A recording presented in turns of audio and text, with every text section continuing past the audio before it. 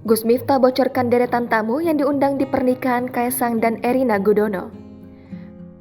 Putra bungsu Presiden Joko Widodo, Kaisang Pangarep dan Erina Gudono bakal menikah pada 10 Desember mendatang. Jelang acara bahagia tersebut, Gus Miftah mengaku mendapat panggilan dari Kementerian Sekretariat Negara melalui telepon. Gus Miftah pun ditanyai perihal jadwal pekerjaan pada bulan Desember.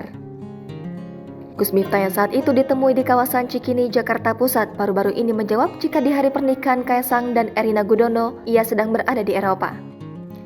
Kemudian, Gus Miftah membocorkan deretan tamu yang kemungkinan hadir dalam pernikahan Kaisang dan Erina. Gus Miftah menyebutkan jika rekan artis banyak yang diundang, selebgram dan YouTuber. Gus Miftah mengaku sangat ingin hadir di momen pernikahan Kaisang, namun dia tidak dapat membatalkan jadwal kepergiannya yang sudah diatur jauh-jauh hari.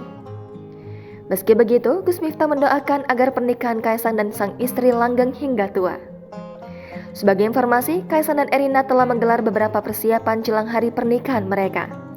Keduanya telah memamerkan foto berlatar biru, menjalani prewedding hingga berziarah ke makam pengusaha Puro Mangkunegaran dari masa ke masa.